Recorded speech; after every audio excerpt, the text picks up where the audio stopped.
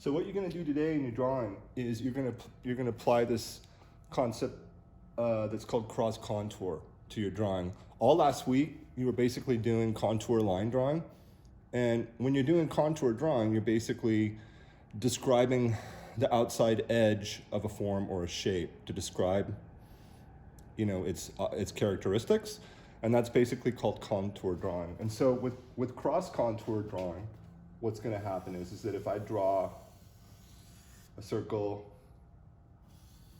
and then I draw a square, and then I'm just going to I'm going to turn this into something else once I do this, a rectangle. With cross contour, what you're doing is it's almost like you're essentially applying a grid to fall over the shape or the form to give it more dimension and more volume. Okay, so if I just draw this, if I apply this idea of cross contour to this flat plane, these lines would actually obviously be parallel and gridded out on the flat plane, describe directionally, obviously, the plane itself. If I make this into a box, like in perspective, then these lines again are going to follow the direction of that plane. Okay?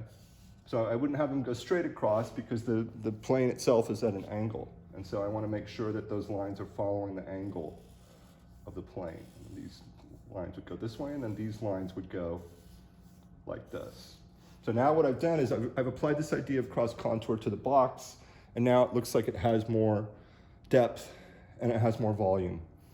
Okay, so the same thing, this looks like a flat circle right now, but if I apply this idea of cross contour to it, then I'm going to follow, it's immediately going to become more dimensional, and then again I'm applying this idea.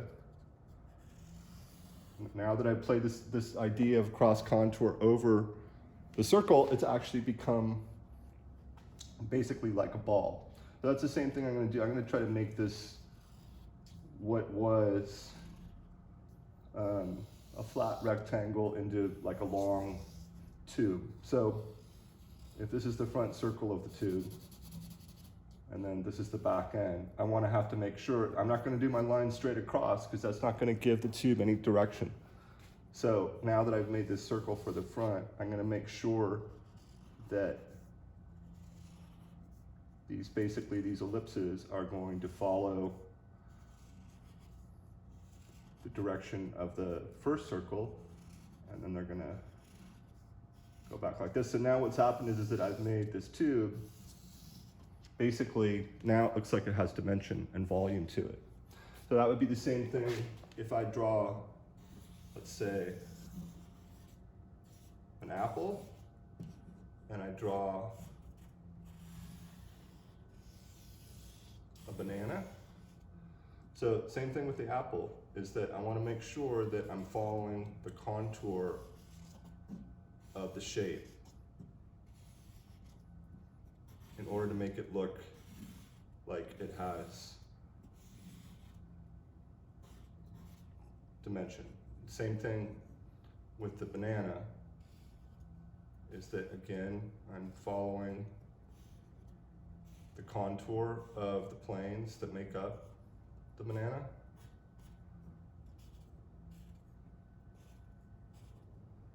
And that will enable it, it's kind of a fat banana, but that will enable it to look like it has more volume and dimension to it. And that would also apply to something like, let's just say that we're doing like a wine glass, or we'll say that we're doing a vase.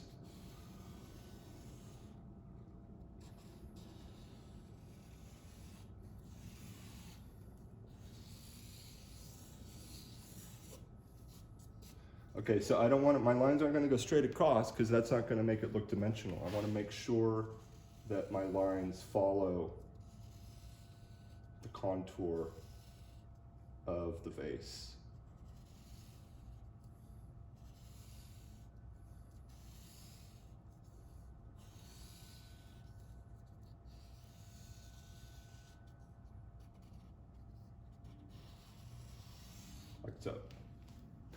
So what you're going to do is all the different objects that you're going to be working with that you brought together, like fruits or vegetables, or some of the objects you might have worked with last week, I want you to try to, on a singular level on a few different sheets of newsprint, just practice drawing them. And you can do this with either like your charcoal, or you can do it with like a dark pencil. I'm only doing it for the Sharpie just so you can see it better in the video itself.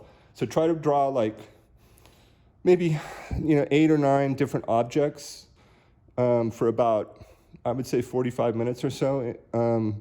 And you can do it on newsprint on either side. You can use different sides of your newsprint, whatever. But apply this idea, this concept of cross contour to all the different objects. So you're going to draw them just like what I've done here. I've drawn all of these on a singular basis. So you're going to do the same thing at home.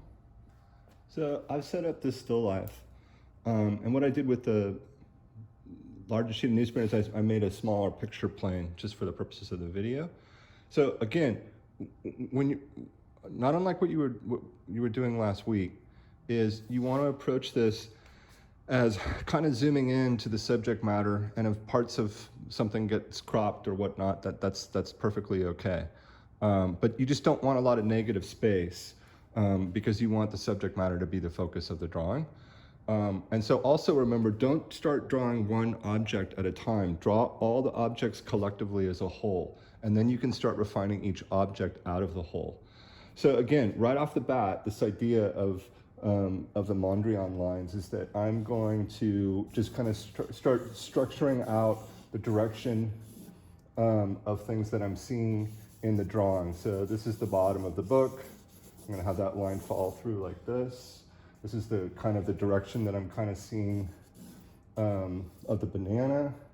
And then I'm going to kind of draw kind of the placement of where I think the bell pepper is, and then I'm going to draw the placement of where I think the glass is, and then I'm going to kind of draw where I think the ellipse of the bowl is, and then I'm going to kind of draw the direction of where the apple and the wine glass is, and I'm going to have this looks like the edge, the back edge of the plane. So what I've done is I've mapped out everything on a larger scale. It's really important that you do everything this way. You don't start drawing one thing at a time. Now, once I've mapped that out, then I can start taking out the actual shapes of the forms themselves, and just kind of very rudimentary right off the bat. Like, I'm not going to get totally carried away with any detail at all, because it's just I'm not at that point yet. Okay, so now I'm just mapping out where I think the apple is, right? And then I think this is basically where the wine glass is, like so. Okay, and then I'm checking my bowl. I'm looking at the negative space shapes between everything just to make sure that they're relatively correct. And then I'm going to map out the big shape of where I think the bell pepper is and how big it is in terms of scale. And then I'm going to map out basically where I think the glass is. Okay, so basically now I have my big shapes down, and I can kind of look at everything and start refining things in terms of the placement and where everything should be. But always do this first, because this is the most important factor in making sure that your proportions and your design and your composition is correct. And you can also see that I've zoomed in enough that I've kind of cropped off the side a little bit and the bottom part of the banana. So now that I've done, and I've refined all my shapes and in terms of just basic contour line drawing. And again, I'm doing this in marker just for the purposes of the video so you can see it better, but you're either going to be, you are either going to be doing this in charcoal or you're going to be doing it in pencil. Okay, so now I've basically mapped out the entire design. I've checked all my proportions as correctly as I think that they should, where they should be. And I basically just done a very kind of basic rudimentary contour line drawing. And now what I'm going to do is I'm going to apply that idea of cross contour to all the objects. Okay, so now I'm doing the glass. Okay, and again, those are following what I just did to follow the form to make it look dimensional. Is I was following the ellipse. Okay, so now I've done that glass. Okay, and now I'm going to do the bell pepper.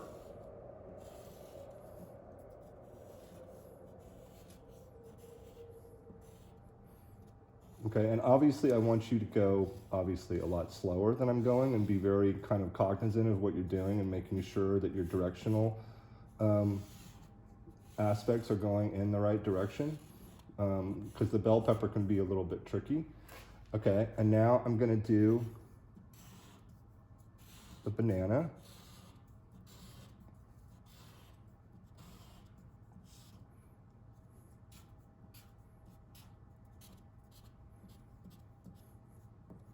Okay, now I'm gonna do the apple.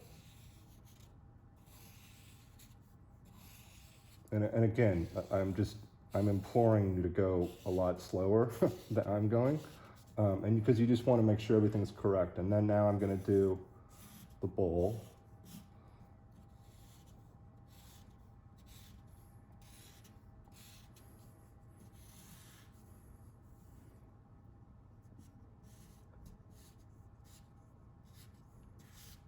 Okay, and now I'm gonna do the wine glass.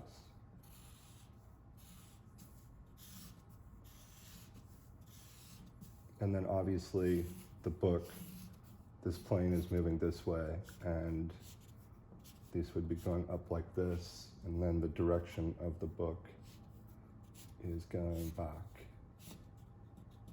like so. Okay, so basically that's what you're gonna wanna do in your whole drawing, and then you're gonna wanna rearrange the still life a different thing and just kind of repeat it again on actual drawing paper.